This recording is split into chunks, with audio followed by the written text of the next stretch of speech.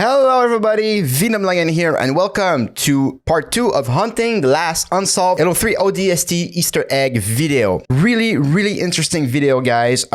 If you haven't seen part 1, go ahead and watch it. Also, I gotta say it again, go ahead, click in the description down below to see Rocket Slot's original video. Give him a view, give him a like, it's important. I want to, not leech on just the content that the others make. I want to, give them some views and like out of my reaction videos because, you gotta appreciate the work and effort that was put in that video, right?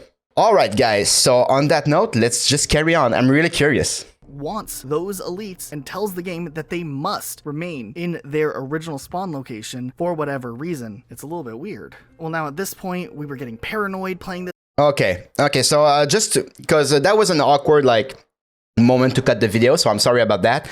But basically, he was talking about he just mentioned how it's weird that the dead elites respawn where they were previously, because he just showed meleeing a corpse through a door and then it despawns and respawns back to where it were. And he mentions that it's weird. It's not. When you make a game, usually you have a spawner and then you have spawn points where you make the actual NPC spawn.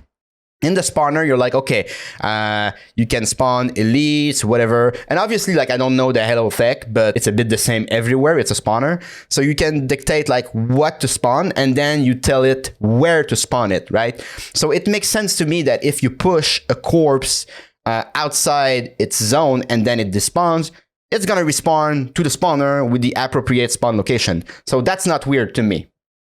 It makes a lot of sense, actually. That's how it works. At 4 in the morning. It was giving us the heebie-jeebies, and we also knew we would have to get into the larger scope of all of these glyphs. We definitely needed to dive into all 266 glyphs that Jesus, have been managed to log with the Halo creation guys, and we actually went through to look at all of the different variations along the way to maybe try to put together what they could potentially point us to. Contrary to the Y signs and the dead elite bodies, a lot of times the Y signs can be found with usually 3 more symbols alongside them, and sometimes just different signs than the usual Y can be found in every sector of New Mombasa streets. Now, we know Tepig had explored Mombasa streets both inside and out. What Tepig found was that the glyphs were always inbound. We all jumped in to help him investigate when we could to see if maybe there were some glyphs in the dark areas, those zones that are blocked out by blue barriers that you have to actually glitch into, but nothing could ever be found here. But fortunately, yeah, that makes sense because it's not a playable area, right? Because it makes sense, right? The way the glyph seems to be implemented in the game, the devs put them there for them to be seen, right? That makes sense. So obviously, these players are really good. They know the game, so they can boundary break, right? They can go out of the bounds of the levels. But I have a feeling that this is not something that the devs originally thought was possible. So, they wouldn't require those actions to be taken in order to solve that mystery, right? They want it to be cryptic, but I don't think they wanted players to actually break boundaries and break the game in order to solve the mystery. That makes sense to me. Enough, Tepig went through all the trouble of cataloging each type of glyph to know what type of glyphs we're working with, and narrowed it down to 7 main types of glyphs. Now on your screen, you see 2 different variations of glyphs, type A and type B glyphs. Then occasionally you can find the superintendent's face in certain areas like supply caches. And then there's this is the one that makes the most sense, right? The superintendent one, I've seen this one, and you know what it is when you're playing the game, right? So it just feels natural. Uncommon looking glyph, which Tepig calls the Super B-type glyph. These glyphs, while mostly resembling the B-type, it's almost the same. One of the 3 symbols is actually replaced by the superintendent's face. Then besides these types that you see on the screen, in a few specific instances, there are 3 more unique types of glyphs throughout Mombasa streets. We had the sad superintendent that we saw over by Squidhenge, that empty circle that we suspected maybe was the Halo ring over in District 8, and then there was this next one, which was really odd. This symbol is dubbed the Triple Superintendent, and it's really unique here. Now, this glyph held much of the various detectives from over the years' attention for a few reasons. These glyphs show up in very few instances, and they're typically only ever located in a point of interest, whether it be some sort of beacon for a mission, a nearby supply cache, or maybe it's close to an audio log. It makes sense. It's pointing to something, unless maybe there's something else. In one random place, the sunken sunken plaza, there's an area there with a lot of different glyphs. But in this place, there are no audio logs, no beacons, there's nothing important or relevant going on here. There's no reason you ever actually go to this area. Of course, not to be confused with Heiari Plaza, which is the mirror version of the sunken plaza. Right. Yet here is this very unique triple super glyph along with many others. So what's going on here? For whatever reason, and we don't fully understand this yet, there's a wall in the lower room at the bottom of the plaza, which tends to sometimes show or sometimes hide some additional textures on this specific wall. Remember, this area has no objective throughout the campaign, and there is not any audio logs here. So this is just a random area covered in glyphs, and matter of fact, it actually looks like these glyphs are pointing at a door, though the door is locked. When we clipped a mongoose up to the door to get through the door, and surprisingly enough, it actually let us in there, we were interested to see that this area was even accessible to begin with, as, like we said, you never are over in this area, and the only time you would be in something similar is if you're over in Heiari Plaza and maybe playing firefight mode on Crater Night. So the fact we're even able to go in here was interesting. But then when we exit... So I have a theory about that, right? So they are mirroring some parts of the game, right? And if I think, like, if I were to be a level designer on that project, it would make sense to, you know, actually like work on one of the sections and then copying it and mirroring it on some other place, right? So I'm curious to see like if you can access that interior in, not in the sunken version, but the other one, the Tayori, I can't remember the name. But because to me, it would make sense you can access what he just showed us here only if you can also access it on the mirrored version that is used for the campaign. Let me explain. The way I could see that being allowed, right? It's maybe not for like a complex super puzzle reason or something. It might just be that when they mirrored it, they were like, okay, what sections don't need in that mirrored version in Sunken Plaza, right? And they could just be like, oh, we don't need that interior, so we're just gonna, you know, make the door close at all times. And that's it. That's a cheap way to, you know, create that space, but also like limit it, because you don't want like an empty space to be too big. So maybe that's just it. Maybe it's as boring as that, the reason why you can get into that building. But let's see. The room the way we came, clipping back into the mongoose. For whatever reason, that interesting wall that has nothing on it changes and all of a sudden has a large number 4, and turning on your visor reveals, of course, that elusive triple superintendent. This did make us wonder that maybe there's this long Easter egg path that we might have just jumped into the middle of, and whatever we did in those rooms triggered something that caused that wall to load and unload in a specific order, but we really... Okay. So that's scripted, right? If that happens, if there is a texture swap there is a script in the game that is specifically designed or made to swap that texture. That is not a bug. That one is not a bug, for sure. If that happens, somebody put in the time to actually make the texture swap. Very interesting. Don't know why this thing will happen. Maybe it's a leftover asset from Firefight, or maybe it's something different, but whatever it is, it's definitely really odd, and things were just getting more bizarre as we continued through this. There was a couple of other oddities that we noticed when we were playing through New Mumbai. Okay, sorry guys. I think my upstairs neighbor fell on his ass because that was a thundering crash right there. Sorry. Bossa, that just seemed a bit off to us. Luke and I had it at one point where I could see glyphs on a wall and he couldn't, even though we both had our visor on. And then another time we were playing, it actually had reversed, even though I was the host both times. At this point in our investigation, we were so hyper-focused on reading into anything and everything we could find, like cereal boxes on the floor, just literally anything that could give us any more clue. And then we noticed, of course, the J signs. Now, for whatever reason, scattered throughout the city, there are these signs that have the letter J and a bunch bunch of dots that definitely look like maybe some encrypted code. And notably, there's actually 3 different variations to each of these signs throughout the city. Luke and I spent maybe 2 hours trying to decode them in reverse South African Braille, and nothing made sense. And community members over the years have tried decoding it in various types of Braille, binary code, and other different types of codecs, and honestly, they didn't make any progress either. But there's no way that these signs can exist and not mean anything. I'm confident these J signs are a huge part of whatever extra Easter egg is out there, but this mystery is even more unsolved, as literally no one has been able to piece together what is going on with the J signs, why there's different variations of them. Yeah, that is a good point, right? I think he's onto something here in that specific case, because art-wise, if you were, I don't know, say tasked with actually making that sign, right, for the game world to make it believable and stuff, or even to point to glyphs and stuff, right, you would make like that G sign, right? That makes sense.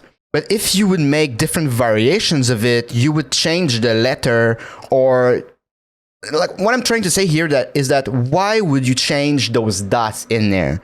Because players won't notice that, you know? And I mean that like not in the case of like players actually hunting for glyphs and like secrets and stuff, right? But I mean just from a pure artistic vision, right? If you wanted to make different variations of that sign, you would not change something so cryptic. You would change the letter, you would change the shapes, you would change the colors, etc. You wouldn't change the dots. So the dots definitely mean something, right? That makes a lot of sense to me.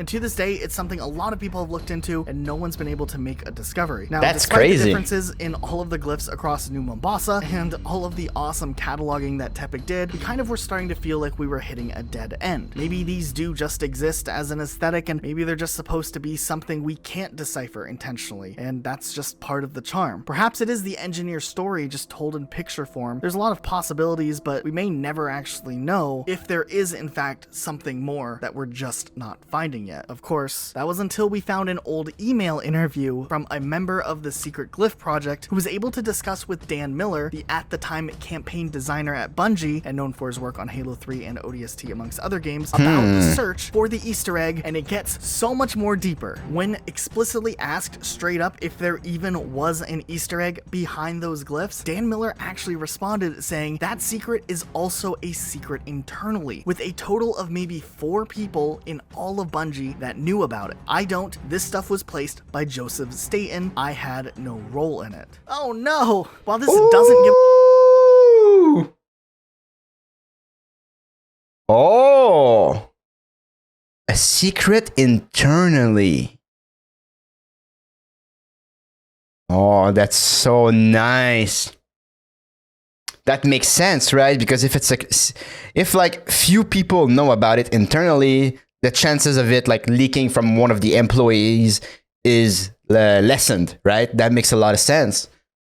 Any more of a lead. The fact that he at least acknowledged that there was a secret and that he was at least aware of the existence of said secret, and that there were potentially 4 Bungie employees who did know, which means that in his head he knew the names of 4 people who would possibly know, means that at least whatever the community is looking at is something. We just haven't been able to crack the code just yet. There's definitely something out there, but with every glyph log, we're constantly asking ourselves if this is just going to be something contained to just New Mombasa, or is this something bigger in the game ODST, or bigger as in something larger than just Halo 3 ODST. Then I actually did a small thing. A few nights later, I was helping Luke with some par scores on Halo 3 ODST, and when we were playing on good old Kikowani Station, trust me, I'll always have PTSD flashbacks to some of those challenges we did there. In the final area, right after the scarab, when I was boosting through to the exit, in just the corner of the eye, I caught the glimpse of more glyphs on the wall, and we essentially quickly reloaded the level with Tepig and began logging all of the glyphs, which actually was something really unique here. This is actually the only time in game we see glyphs not on Mombasa streets. We even replayed all of the ODST levels to double check, and not even Data Hive had stuff like this. However, we did notice in the legendary ending there are also some glyphs in the background as well, and we also went through all of the levels, broke out of a lot of maps to see if there was anything, and nothing was really to be found. But the fact that we discovered glyphs on at least another level made us us wonder where else can we make connections and where do they all connect to. Even with the significance of knowing to an extent Kikowani may be involved as well, we were still running into more walls. And then, out of the blue, Chris, one of the co-runners of Halopedia, known as CIA391, followed me on Twitter. What? Seriously, outside of maybe a Bungie employee just happening upon Luke and I's existence, this is probably the best person who could possibly help us with potential leads, as Halopedia is known for having one of the coolest communities and most well-known communities when it comes to Halo's lore. So I sent him a DM and the wait was on. And not even 5 minutes later, I actually got a message back, and boy did Chris deliver. Now mind you, this info is coming from someone who has been so heavily ingrained in the Halo community for so long and was even involved in many of the conversations and forum posts we studied while looking into all of this. This was exactly what we needed to maybe at least give us some direction as to what the next steps should be. Immediately, Chris pointed us in the right direction of a massive thing that was right in front of us this whole time, and while we were so focused on deciphering these glyphs and where they show up, we were undermining our own efforts by really not extending our search. Chris recommended that we look a little closer to some of the audio logs in the game. So, of course, we knew we would have to revisit Sadie's story one more time and see if maybe there were some connections we had been missing. Now, Chris actually did us a huge solid and pointed us directly to audio log 23, and he pointed out some very important things here. As it turns out, if you actually watch the audio logs during this screen, if you look really carefully, faded in on the screen, you can see various symbols, and these symbols not only match up with the same symbols that are on the wall, but actually could potentially have a larger role in the bigger Halo universe. Now, fortunately enough, various members who've contributed to Halopedia have actually cataloged a lot of these symbols, and now, while for the most part, connections to most of these glyphs are unknown, one stands out for potential similarities, as this specific glyph that does somewhat resemble the HUD symbol in Halo 3 for a regenerator. Now, we don't really know what that could mean. Perhaps it's a coincidence, or it could maybe be a connection to the engineer's ability to manipulate shields. We really don't know too much, but I wanted to bring it up just in case someone here decides to pick up this investigation and they find another rabbit hole going down that way. But it was nice to finally see the glyphs in a place that was completely different from just the walls we've been looking at. And at least we can maybe try to break down how whatever is on this section could connect to something else. Chris also pointed out that there's other Forerunner symbols that show up on the same screen. And these symbols actually have references that span much further than just Halo 3 ODST. For instance, these symbols are more standard looking Forerunner symbols and actually show up in Halsey's journal, which was a special edition book for people who pre-ordered Halo Reach. And what's really interesting is that these specific symbols actually are part of the artifact that was crucial in Halsey's development of Cortana, which essentially gave the Pillar of Autumn directions on where to find that first Halo ring. Why these symbols are showing up here in this random audio log is really interesting, especially if at the time of the audio log taking place, we really don't know the details as to whether or not Virgil, the superintendent, had a connection to the engineers just yet. So how would he know of this Forerunner technology? Or at the very least, why would some of the symbols that showed up on the artifact in Halsey's book just randomly show up in this terminal? Chris also pointed out that these symbols showed up all the way back in a Halo 2 promotional poster, which of course would have ties to New Mombasa. Man, this is like insane. This is so deep and complex and complicated and cryptic. It's amazing though. And we just don't know where else it goes from here. I swear, sometimes it feels like we're going absolutely crazy trying to piece together all of these mysteries into one coherent story. I can imagine, man. There's more to do with this mystery. But we're fully invested to figuring out what's going on here, but we wanted to make this video in hopes to get more people to join us in trying to figure out what is going on. And both the Rocket Sloth community and our Discord and the Halo creation community, who literally this video would not exist if it wasn't for the help of Tepig here, and please go check them out and support them. But we will all be doing our best to continue this investigation and see where this could lead us, because I'm pretty confident there's more here somewhere, but we just haven't figured it out yet. Now, as we try to piece together the story so far, it's probably a little bit confusing. We talked about a lot of things. Nice one. As good ODS detectives, we of course made a detective board out of it. I mean, we talked about the J banners, we talked about dead elites, we talked about dead elites that may be related to the Y signs, except on District 8, because there's no no elite, but there's this circle glyph over here. Then there's these other complex glyphs. There's the oddity of District 4's sunken plaza and the triple superintendent glyph. And then for some reason, these glyphs at the end of Kikowani Station, and then the legendary ending, which occurs in Data Hive. Then all of a sudden they show up in the Sadie's story audio log, which could have connections to the I Love Bees ARG. Then there's only 4 people who know about it, confirmed by Dan Miller. CIA 391 points out that some of these glyphs go on beyond ODST. God damn, man. Reach and further. I mean, we're still investigating in this dark city after 11 years. And that's quite unique that even after playing so many times in this small game, it really seems like some of the words from music composer Martin O'Donnell. You're alone, you're in the city, you're trying to unravel a mystery. That's the feeling you have every time you're the rookie. Remain just as true as they were at the very beginning 11 years ago. All right, that's probably copyrighted music, and the video is done, so I'm gonna stop there. Very, very interesting stuff, guys. You know, before being a game developer, obviously I'm a huge fan of video games, right? And these types of videos are... the excitement of the people working on that is infectious. You know, I want them to keep on doing what they do and come up with the actual secret, right? Because there is something there. There's some things like the dead elites that respawn and everything that I do believe it's a bug. Like with my knowledge of game development, that to me feels more like a bug and the way it should be working, you know, when it despawns out of a gate and respawns back to, you know, where it's supposed to spawn. That makes a lot of sense to me. Probably just a bug that, you know, it props back up to life for like a second before falling back down. But they are on to something, right? With some of these, like the glyphs and everything, and like the J sign. That to me feels pretty legit. Awesome video. Thanks for the recommendation, guys. And before I'm done with this video, please, if you haven't done so already, please click in the link down in the description below to see the original video. Give that guy a like, give that guy a view. Give him your sub to, you know, see the rest of the investigation. He put a lot of work alongside the people he worked with in order to, you know, research all that stuff and get it into video form. That's a lot of work, so please support him. And while you're at it, like this video too to support me. And guys, that was amazing. I hope you liked my commentary on it and my insight from a game developer standpoint. And on that note, guys, I will see you in the next episode. Have a good one.